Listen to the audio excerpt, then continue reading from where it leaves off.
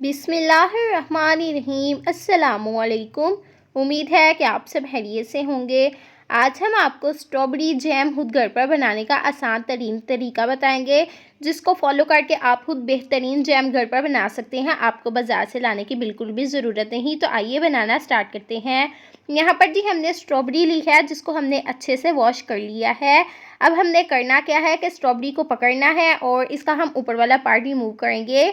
ये रेसिपी बहुत ही टेस्टी बनकर तैयार होती है। तकरीबन 5-6 मिनट में आप इसको खुद इजीली घर पर बना सकते हैं।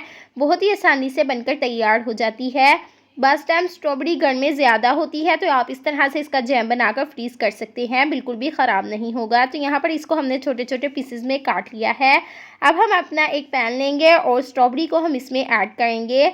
अब इसमें हम 3 से 4 टेबल स्पून पानी शामिल करेंगे। ज़्यादा पानी ऐड नहीं करेंगे। ये इसलिए हम इसमें पानी शामिल करेंगे ताकि स्ट्रॉबेरी हमारी बर्तन के साथ चिपके नहीं।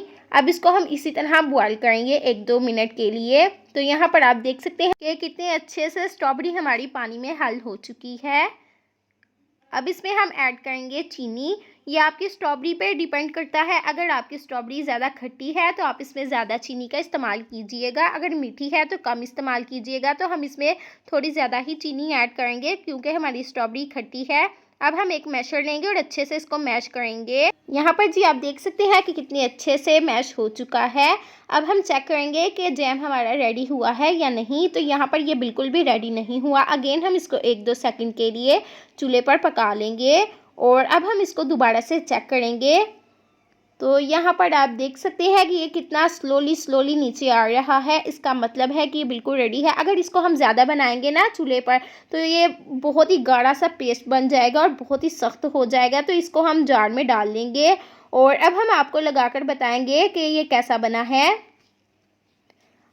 आप इतने महंगे महंगे जैम लाकर बाज़ार से खाते हैं जो कि हमारी सेहत के लिए बिल्कुल भी फ़ायदेमंद नहीं है। आप इस तरह से इनको खुद घर पर बना सकते हैं बहुत ही आसान तरीके से और बहुत ही टेस्टी बनकर तैयार होते हैं। इस तरह से हमें पता होता है कि हमने इसमें क्या क्या चीज़ें ऐड की हैं और ये हमारी सेहत के लिए फ़ायदेमंद है या नहीं। तो ये आपको ज़्यादा बेहतर पता है क्योंकि इसको हमने खुद घर पर बनाकर तैयार किया है। बाज़ार वाला तो हमने नहीं देखा होता कि उन्होंने क्या क्या चीज़ें इसमें ऐड की होती हैं। तो माशाल्लाह से आप देख सकते हैं कि कितनी अच्छी इसकी शाइन आ रही है। बहुत ही टेस्टी बनकर तैयार हुआ है। आप इस रेसिपी को ज़रूर ट्राई कीजिएगा।